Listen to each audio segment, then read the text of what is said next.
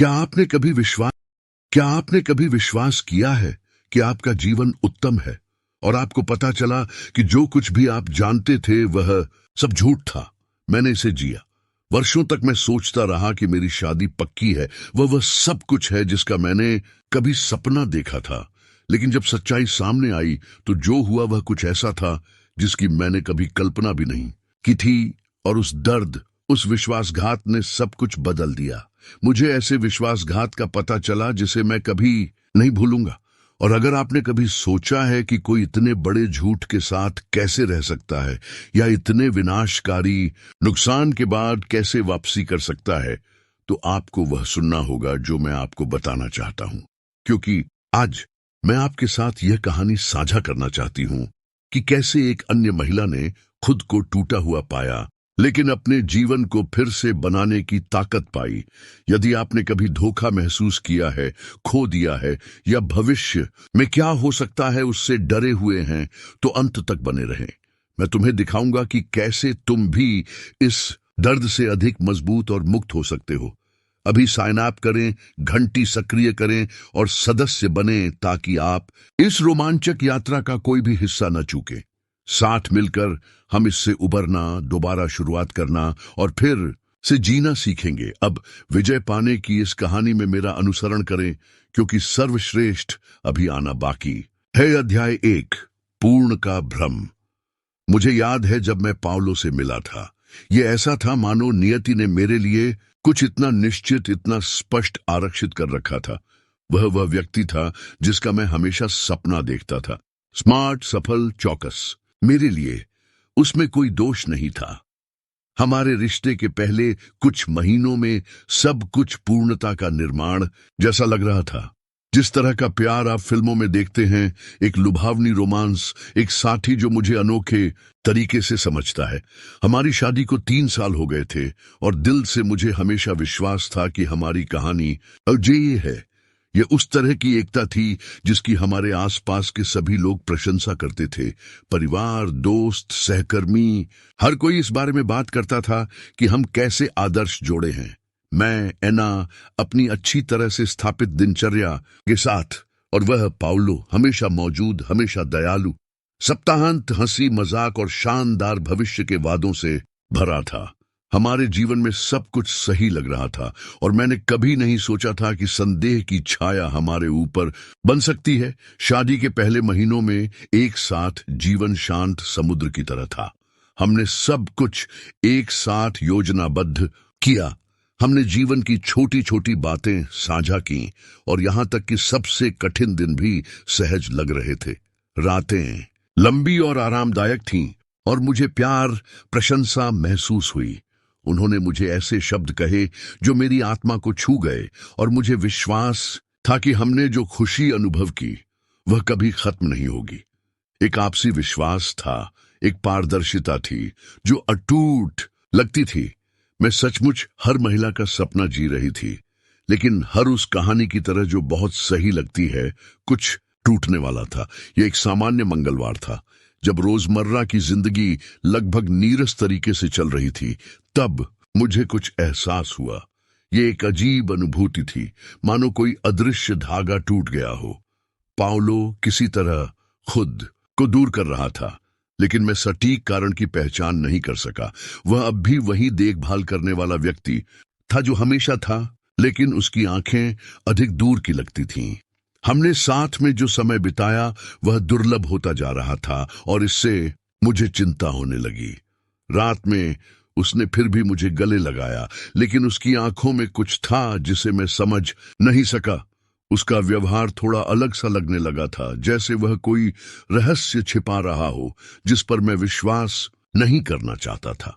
मैंने खुद से कहा कि ये सिर्फ नकारात्मक विचार थे, काम के तनाव और जीवन के दबाव का परिणाम। मैंने खुद को आश्वस्त किया कि संदेह करने का कोई कारण नहीं था, क्योंकि हमने जो किया था वह सवाल करने के लिए बहुत सही लग रहा था। फिर भी अविश्वास का एक छोटा सा बीज बोया गया।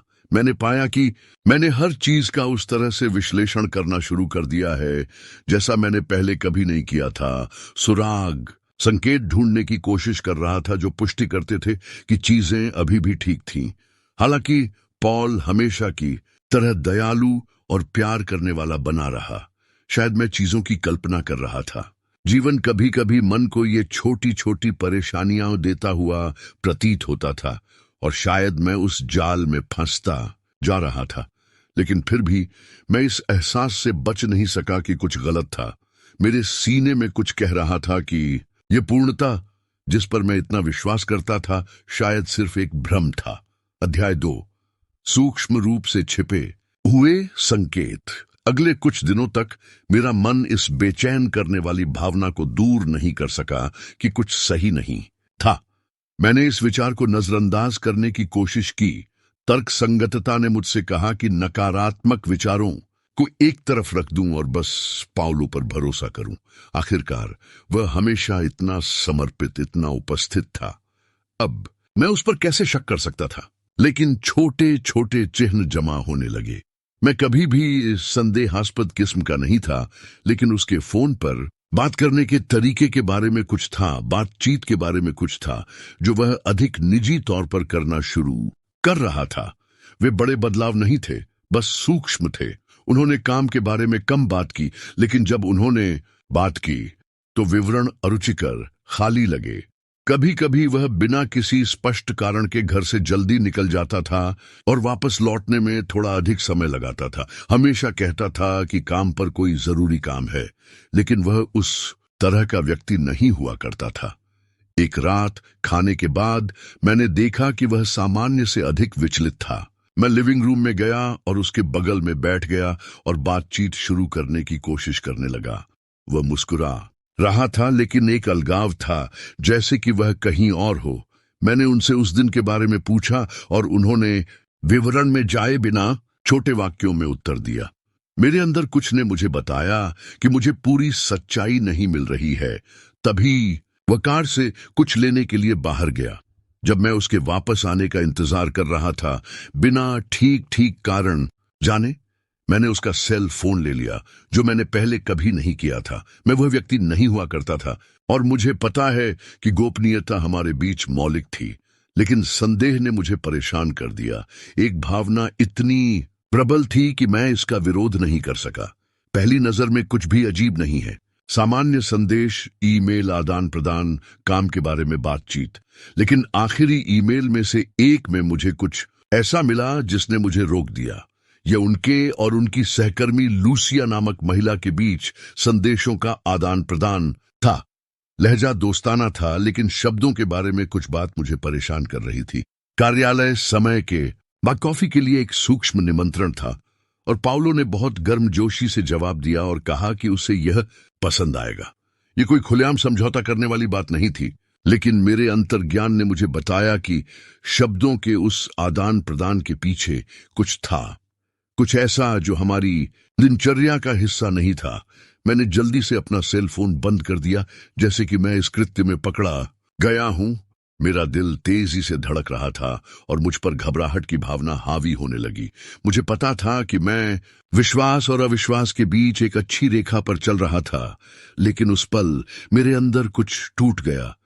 मैं जानता था कि जो कुछ भी हो रहा है मुझे उसका पता लगाना होगा, लेकिन मुझे नहीं पता था कि कहां से शुरू करूं।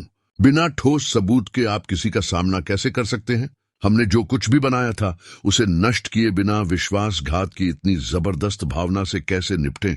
पाउलो कुछ मिनट बाद लौटा। उसके चेहरे पर मुस्कान थी, जैसे कुछ हुआ ही न हो।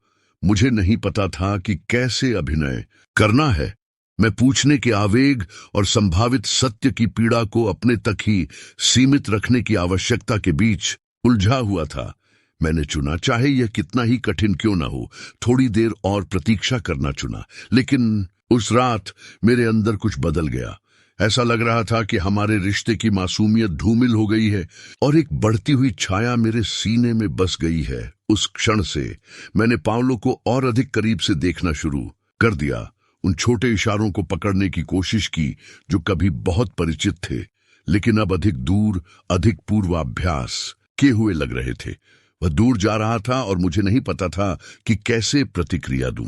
लेकिन जिस चीज ने मुझे सबसे ज्यादा डरा दिया वह नहीं था जो मैंने पहले ही खोज लिया था, बल्कि वह था जो अभी आना बाकी था। अध्याय 3, वह दुनिया जो अलग हो जाती है। इसके बाद के दिनों में मेरा जीवन अनिश्चितता का चक्रव्यूह बन गया। पाउलो, मेरे पति, वहां शारीरिक रूप से मौजूद थे, लेकिन उनकी उपस्थिति दूर की लग रही थी, जैसे कि वह सिर्फ एक भूमिका निभा रहे थे। उनके इशारों के पीछे कोई सच्चाई नहीं थी। बातचीत लगातार छोटी होती गई और साथ बिताए पलों में वह हल्कापन और सहजता खोने लगी जो हमारे पास हुआ करती थी। मैंने यह समझने की कोशिश में घंटों बिताए कि क्या हो रहा था। हर बातचीत, हर हाव भाव को फिर से याद किया। पाउलो और लूसिया के बीच ईमेल के आदान प्रदान ने मुझे परेशान कर दिया। यह केवल संदेश की सामग्री नहीं थी, बल्कि यह निश्चितता थी कि मुझसे कुछ छिपाया जा रहा था। मैंने खुद से पूछा, वह और क्या छिपा रहा है? सच्चाई कहाँ है? एक दोपहर जब पाउलो एक बैठक के लिए निकला, तो यह संदेह पूरी ताकत से लौट आया कि मैं चुप कराने की कोशिश कर रहा था। मैंने उसका सेल फोन फिर से ले लिया। मैं जानता था कि मैं गलत था, लेकिन सत्य की खोज की आवश्यकता हमारे बीच बचे गोपनीयता के किसी भी सिद्धांत से अधिक मजबूत थी। उसने उपकरण डाइनिंग टेबल पर छोड़ दिया था और स्क्रीन पर रोशनी एक सिग्नल की तरह चमक रही थी, मानो वह मुझे बुला रहा हो। इस बार यह संदेशों का आकस्मिक आदान प्रदान नहीं था, मुझे कुछ और गहरा मिला।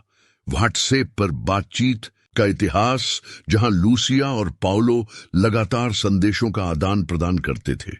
सबसे पहले ये सिर्फ काम के संदेश थे, लेकिन जल्द ही स्थिति बदल गई। शब्द अधिक घनिष्ठ, अधिक व्यक्तिगत होने लगे। शब्दों में तीव्रता दिन ब दिन बढ़ती गई। मुझे तुम्हारी याद आती है, मैं तुम्हारे बारे में सोच रहा हूं, मैं एक दूसरे को दोबारा देखने के लिए इंतजार नहीं कर सकता। ये संदेश दोस्तों या सहकर्मियों के नहीं थे, वे प्रेमियों में से थे। मैंने जो पढ़ा वह उस चीज की शुरुआत थी जो मेरे आत्मविश्वास, मेरी सुरक्षा की छाया में बन रही थी। मेरा सिर घूम रहा था, मेरा शरीर कांप रहा था। प्रत्येक नए संदेश के साथ जैसे जैसे मैं पढ़ता गया, मेरे पैरों के नीचे की जमीन उतनी ही अधिक खुलती गई। अब इससे इनकार नहीं किया जा सकता था। मैं जानता था कि पाउलो मुझे धोखा दे रहा है।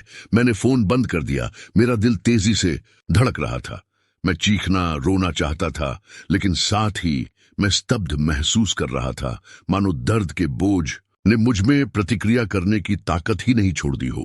वह मेरे साथ ऐसा कैसे कर सकता है? वह मुझे इतने क्रूर, सोचे समझे तरीके से कैसे धोखा दे सकता है? हमने एक दूसरे से जो वादे किए थे, वो प्यार के जो शब्द उसने मुझसे हर रात कहे थे, वो सब झूठ हो गए थे। मुझे पता था कि मुझे उसका सामना करने की जरूरत है, उसके मुंह से सच सुनने की जरूरत उस हकीकत का सामना करने के दर्द से कहीं ज्यादा प्रबल थी। लेकिन साथ ही मेरा एक हिस्सा झिझक रहा था।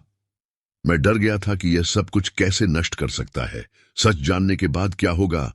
अगर उसने इनकार कर दिया तो क्या होगा? अगर उसने इसे उचित ठहराने की कोशिश की तो क्या होगा? मैं और अधिक झूठ, अधिक जोड़ तोड़ के लिए तैयार नहीं था। जब पाउलो घर आया तो मैंने उसकी आंखों में नहीं देखा। मुझे नहीं पता था कि क्या कहूं, कैसे शुरू करूं। मुझे ऐसा लगा जैसे हमारे बीच एक गहरी खाई बन गई है। जो शब्द कभी सहजता से प्रवाहित होते थे, वे अब मेरे गले में अटक गए हैं। क्या आप मुझे कुछ बातें समझा सकते हैं? आखिरकार मैंने पूछा। मेरी आवाज कांप रही थी। उसने आश्चर्य से मेरी ओर देखा, लेकिन साथ ही उसकी दृष्टि में कुछ असहजता पूर्ण लग रहा था। एक तनाव था जिसे मैं पहचान नहीं सका, मानो उसे पहले से ही पता था कि मैं जानता हूं। वह एक क्षण के लिए झिझका।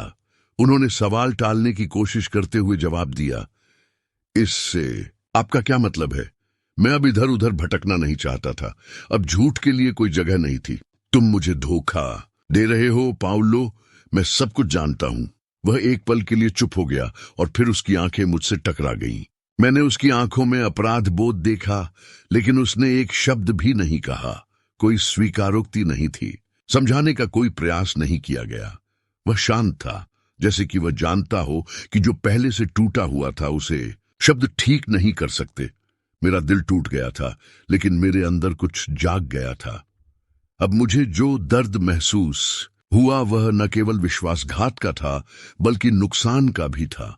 मैंने उस पर भरोसा खो दिया था। हमने साथ मिलकर जो भ्रम बनाया था वह खो गया था, और किसी भी चीज से अधिक मैंने खुद को खो दिया था।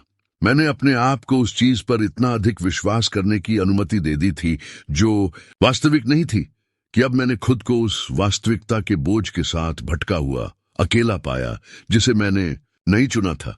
मुझे नहीं पता कि अब क्या करना है, मैंने कहा। मेरी आवाज टूट रही थी लेकिन दृढ़ थी, और वह वहीं खड़ा रहा, चुपचाप। उसे नहीं पता था कि उसने जो किया है उससे कैसे निपटे। मैं सच्चाई का सामना करने के लिए तैयार था, लेकिन पाउलो अभी भी इससे छिपने की कोशिश कर रहा था। अध्याय 4। टकराव। अगली रात खामोश थी। हमारे बीच तनाव इतना गहरा था कि मैं मुश्किल से सांस ले पा रहा था। पाउलो और मैं चुप हो गए। हमारे बीच की दूरी पहले से कहीं अधिक स्पष्ट हो गई। मुझे अपने अंदर उथल पुथल महसूस हुई, लेकिन कुछ और भी मजबूत था। एक भावना कि किसी भी तरह मुझे यह समझने की जरूरत थी कि वास्तव में क्या हो रहा था। मैंने हर चीज का सामना करने का फैसला किया।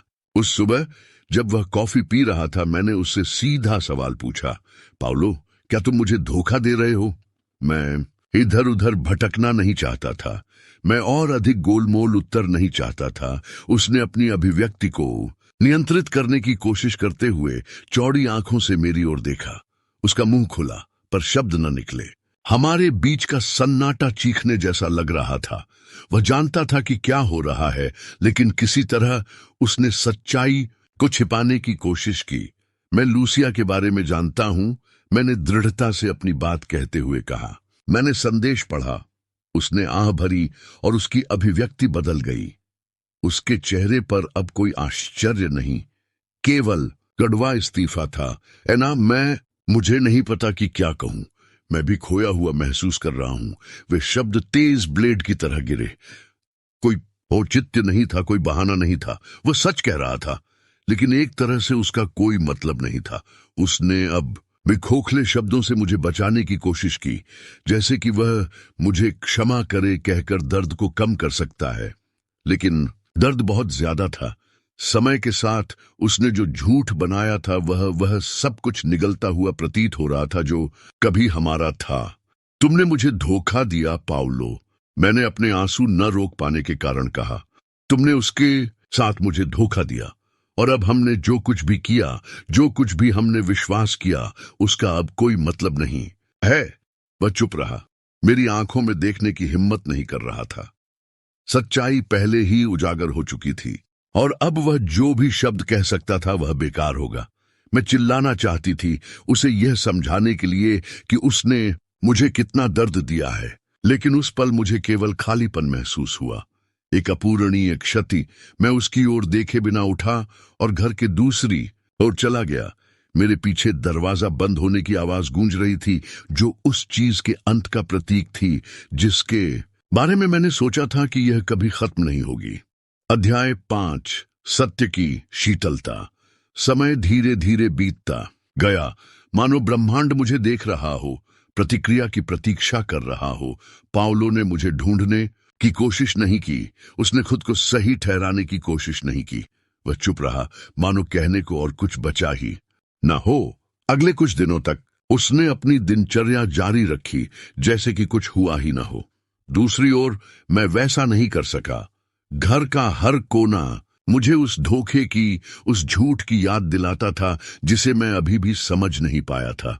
मेरी दुनिया जो कभी स्थिर लगती थी, अब टुकड़े टुकड़े होकर बिखरती जा रही थी। वह फिर भी मेरे पास आया और पूछा कि क्या मैं ठीक हूं, लेकिन मैं अब उसकी ओर नहीं देख सकता था। हमारे बीच जो ठंडापन बस गया था वह वापस नहीं आया। माफी के जो शब्द उसने कहने की कोशिश की वह पर्याप्त नहीं थे, क्योंकि वह पहले ही मुझे खो चुका था। मैं इसे पहले ही खो चुका था। मैं जानता था कि मेरे अंदर कुछ बदल गया है, लेकिन जिस बात ने मुझे सबसे ज्यादा आहत किया वह थी खुद को छुड़ाने के किसी भी सच्चे प्रयास का अभाव।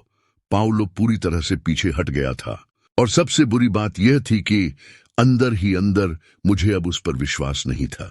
विश्वास हमारे रिश्ते की नींव नष्ट हो गई थी, और कोई शब्द नहीं थे जो इसे फिर से बना सके। और जैसे जैसे सन्नाटा बढ़ता गया, मुझे समझ आने लगा कि अब इससे कोई फर्क नहीं पड़ता कि उसने क्या किया या क्या कहा। मैं अब उसे उस आदमी के रूप में नहीं देखता जिससे मैं प्यार करता था, बल्कि ऐसे व्यक्ति के रूप में देखता था जिसने मुझे गहरा धोखा दिया था। अध्याय 6। निर्णय। सत्य के बोझ ने मुझे इस तरह से निगल लिया कि मैंने कभी इसकी कल्पना भी नहीं की थी। मैं घर के चारों ओर घूमा, लेकिन मुझे ऐसा महसूस हुआ जैसे मैं इसके बाहर था, जैसे मैं अब उस दृश्य का हिस्सा नहीं था। मेरा मन क्रोध, दुख और अविश्वास के मिश्रण से भरा हुआ था। उस रात मेरे अंदर कुछ जरूर टूट गया। मैं अपने जीवन में एक दर्शक की तरह महसूस करते हुए, जो कभी मेरा सब कुछ था, उसका विनाश होते हुए देखकर थक गया था। पाउलो हमेशा की तरह कमरे में था, लेकिन उसके व्यवहार से ऐसा लग रहा था जैसे उसने खुद भी पहले ही इस्तीफा दे दिया हो। उसने अब समझाने या माफी मांगने की कोशिश नहीं की। हमारे बीच जो उदासीनता बस गई थी वह स्पष्ट थी, और मैं जानता था कि वह इससे अधिक कुछ नहीं कर सकता था। मैं अब संदेह के साथ उस रिश्ते की पीड़ा के साथ नहीं जीना चाहता था जो झूठ का प्रतीक साबित हुआ था। मुझे यह निर्णय लेने की जरूरत थी कि मुझे अपने जीवन के साथ क्या करना है। उस आदमी के साथ रहना जारी रखें जिसने मेरा सम्मान नहीं किया, या आखिरकार अज्ञात के डर का सामना करें और उस शादी के बंधनों के बिना जो एक दिखावा बन गई थी फिर से शुरुआत करें। यह एक कठिन लेकिन आवश्यक विकल्प था। मैंने निर्णय लिया कि अब आगे बढ़ने का समय आ गया है। मैं अब खुद को किसी ऐसी चीज में खोना नहीं चाहता था जो मुझे खुश नहीं करती थी, जो मुझे अंदर से भ्रष्ट कर देती थी। भले ही भविष्य का डर मुझे परेशान कर रहा था, लेकिन मैं जानता था कि बिछड़ने का दर्द सहने से कहीं ज्यादा कष्टदायक है वहां रुकना। मैंने आखिरी बार उसे उस शांति के साथ देखा जिसके बारे में मुझे नहीं पता था कि वह मुझ में है। पाउलो, मैं इसे अब और बर्दाश्त नहीं कर सकता। मुझे एक नई शुरुआत की जरूरत है, और इसमें आप शामिल नहीं हैं। वह आश्चर्यचकित दिखे, लेकिन बोले कुछ नहीं, और कोई शब्द नहीं थे। निर्णय हो गया। मैं आगे बढ़ने के लिए तैयार था, चाहे यह कितना भी कठिन क्यों न हो। अध्याय 7। अलविदा का भार। अगली सुबह घर और भी खाली लग रहा था। वह दिनचर्या जो हम एक बार साझा करते थे अपने छोटे दैनिक इशारों और हंसी के साथ गायब हो गई थी। केवल उस प्यार की प्रतिध्वनि रह गई थी जो अब अस्तित्व में नहीं है। मुझे नहीं पता था कि कैसे व्यवहार करना है। मुझे नहीं पता था कि अंत के बारे में बातचीत कैसे शुरू करनी है, लेकिन मुझे पता था कि अब किसी भी भ्रम के लिए कोई जगह नहीं है। पाउलो रसोई में कॉफी तैयार कर रही थी, जैसे कि कुछ भी नहीं बदला हो, लेकिन हवा में कुछ अलग था, कुछ ऐसा जिसे हम दोनों ने महसूस किया, हालांकि हम दोनों में से कोई भी इसके बारे में बात नहीं करना चाहता था।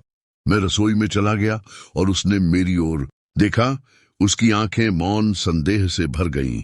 वहां अब वो प्यार भरी नजरें नहीं थीं, बस एक स्पष्ट तनाव था। वह जानता था कि मेरा मन बन चुका है। मैं इस तरह से आगे नहीं बढ़ सकता। मैंने शुरू किया। मेरी आवाज दृढ़ थी, लेकिन फिर भी दर्द से भरी हुई थी। मैं चाहता हूं कि आप यह समझें कि हमारे बीच कुछ भी नहीं बचा है। वह रुका। कॉफी का कप अभी भी उसके हाथ में था, लेकिन उसने कुछ नहीं कहा। उनकी खामोशी किसी भी जवाब से भारी थी। पाउलो को पता था कि निर्णय हो चुका है, लेकिन शायद वह इसे स्वीकार करने के लिए तैयार नहीं था। हमने इसे छिपाने की कितनी भी कोशिश की, वास्तविकता इतनी स्पष्ट थी कि इसे नजरअंदाज नहीं किया जा सकता था। हमारे पास जो कुछ था वह अतीत था, और हम दोनों इसे जानते थे। मैं जानता हूं कि मैं गलत था, उन्होंने खेद व्यक्त करने वाले लहजे में कहा, लेकिन उनके शब्दों में कोई ईमानदारी नहीं थी। पैच के लिए बहुत देर हो चुकी थी। मैं तुम्हें कभी ठेस नहीं पहुंचाना चाहता था, लेकिन उनकी बातें खोखली निकली। मैंने खोखले वादे, निरर्थक बहाने इतनी बार सुने थे कि अब वे मेरे कानों में केवल गूंज बनकर रह गए थे। जिस बात ने मुझे आहत किया वह विश्वासघात नहीं था, बल्कि बेईमानी थी। जिस तरह से उसने मेरे साथ ऐसा व्यवहार किया जैसे कि मैं अदृश्य हूं, जैसे कि मेरे दर्द से कोई फर्क नहीं पड़ता। मुझे शब्दों की नहीं, क्रिया की आवश्यकता थी। उन्होंने कहा, अब मैं वह महिला नहीं हूं जिसे आप जानते हैं। मुझे अपने लिए समय चाहिए, यह जानने के लिए कि तुम्हारे बिना मैं कौन हूं। उसने अपनी आंखें नीची कर ली, जैसे नुकसान का दर्द पहले से ही दिखाई दे रहा हो, लेकिन मुझे अब दया नहीं आ रही थी। जो एक समय सामान्य जीवन जैसा लगता था, वह अब एक दूर की स्मृति बन गया है। और केवल एक चीज जो मैं जानता था वह यह थी कि मुझे जाने की जरूरत है। मैं अब उसकी उपस्थिति, किसी ऐसे व्यक्ति की उपस्थिति सहन नहीं कर सकता जो मेरा सम्मान नहीं करता। मैं बाहर जा रहा हूं, मैंने बिना पीछे देखे कहा। मैं अब इस तरह नहीं जीना चाहता, और इसलिए जिस आदमी से मैं कभी प्यार करती थी उस पर एक नजर डालकर मैंने एक नई शुरुआत की ओर पहला कदम उठाया। मुझे नहीं पता था कि भविष्य में क्या होगा, लेकिन आखिरकार मुझे विश्वासघात और दर्द की छाया से दूर अपना रास्ता चुनने के लिए स्वतंत्र महसूस हुआ। अध्याय 8। दोबारा शुरू करें। अगला दिन भावनाओं से भरा हुआ था। जो अलग होने का एक साधारण कार्य लग रहा था, वह अब अज्ञात के डर और अंततः मेरे जीवन पर नियंत्रण पाने की राहत के बीच एक आंतरिक संघर्ष बन गया है। मुझे नहीं पता था कि आगे क्या होगा, लेकिन मुझे पता था कि मेरी शादी के बचे हुए हिस्से में बने रहने का मतलब खुद को खपाते रहना, झूठ में जीना है। निर्णय हो चुका था, लेकिन दर्द अभी भी मेरे सीने में फैला हुआ था, जैसे कि हर कदम के साथ मैं आगे बढ़ रहा था, कुछ मुझे पीछे खींच रहा था। मैं अपने पुराने अपार्टमेंट में गया, जहां मैंने रात बिताई। सन्नाटा बहरा कर देने वाला लग रहा था। मैंने खुद को एक ऐसी जगह पर अकेला पाया जिसे मैं लंबे समय से घर कह पा रहा था, लेकिन अब यह खाली, बेजान, अर्थहीन लग रहा था। मुझे नहीं पता था कि पहले क्या करना है, लेकिन ऐसा महसूस हो रहा था कि सब कुछ के बावजूद मेरे अंदर कुछ फिर से जागने लगा था। मैंने अपने जीवन का सबसे कठिन निर्णय लिया था, लेकिन साथ ही मैं खुद को उस चीज से मुक्त कर रहा था जिसका अब कोई मतलब नहीं रह गया था। पहले दिन सबसे कठिन थे। मैं खोया हुआ महसूस कर रहा था, शून्य में तैरने की अनुभूति के साथ। मेरे अगले कदम कहाँ जाएंगे, मुझे क्या इंतजार था? मेरे पास सभी उत्तर नहीं थे, लेकिन मेरे अंदर कुछ फुसफुसा रहा था कि अंत में मुझे वह शांति मिलेगी जिसकी मैं इच्छा कर रहा था। दिन हल्के हो गए, उस लालसा के बावजूद जो अभी भी मुझ पर हावी थी। मैंने अपनी बहन को फोन किया और बताया कि क्या हुआ था। उसने मुझे जज नहीं किया, इसके बजाय उसने मुझे गले लगाया और मुझसे कहा कि महत्वपूर्ण बात यह है कि मैं अब आखिरकार अपना ख्याल रख रही हूं। और सबसे महत्वपूर्ण बात, उसने मुझे याद दिलाया कि मैं हमेशा जितना जानता था उससे कहीं अधिक मजबूत था। और उस सुबह लंबे समय में पहली बार मैं मुस्कुराया। पाउलो अभी भी संपर्क करने की कोशिश कर रहा था। मैंने आपके संदेश देखे, मैंने आपकी कॉलें देखी, लेकिन मैंने कोई जवाब नहीं दिया। वह ऐसा क्या कह सकता है जो मैं पहले से नहीं जानता था? उसकी बातें अब मेरे लिए कोई मायने नहीं रखती थीं। वह उस चीज को पुनः प्राप्त करने का प्रयास कर रहा था जो अब अस्तित्व में नहीं है। मुझे अब आपके वादे नहीं चाहिए, मैं उससे और कुछ नहीं चाहता था। मेरे अंदर कहीं न कहीं मुझे पता था कि मैं वही कर रहा हूं जो मुझे करने की जरूरत है। मैं उन जंजीरों को तोड़ रहा था जो मुझे झूठ के अतीत से बांधती थीं और खुद के एक नए संस्करण के लिए जगह बनाना शुरू कर रही थी। एक ऐसा संस्करण जो अब अन्य लोगों की गलतियों से आकार नहीं लेगा। एक ऐसा संस्करण जो आगे बढ़ने के डर के बिना अपने जीवन का नियंत्रण अपने हाथ में ले लेगा। अध्याय 9। अतीत की छायाएं। अगले सप्ताह धीरे धीरे बीत गए। मैं अभी भी अक्सर खुद को नुकसान के बोझ से दबी हुई पाती थी। पाउलो के साथ मेरी जिंदगी कैसी थी, इसका भूत सवार था। घर का हर कोना, हर वस्तु यादों को फुसफुसाती हुई लग रही थी, जो अब मुझे विकृत लग रही थी। जैसे कि हमने जो कुछ भी अनुभव किया वह प्यार के रूप में छिपा हुआ झूठ था। हालांकि जैसे जैसे दिन बीतते गए, मुझे यह समझ में आने लगा कि हालांकि अतीत को मिटाया नहीं जा सकता, लेकिन अब उसे मेरे वर्तमान पर शासन करने की जरूरत नहीं है। मैंने अपने आप को अपने काम, अपने दोस्तों और अपने दिमाग को व्यस्त रखने के लिए हर संभव चीज के प्रति समर्पित कर दिया। दर्द हालांकि अभी भी मौजूद है, उसमें पहले जैसी शक्ति नहीं थी। ऐसा लग रहा था मानो समय धीरे धीरे मुझे सिखा रहा है कि पाउलो की अनुपस्थिति और उस अकेलेपन से कैसे निपटना है जिसने पहले मुझे डरा दिया था। लेकिन साथ ही एक खालीपन अभी भी मेरे साथ था, एक खालीपन जो मेरी शादी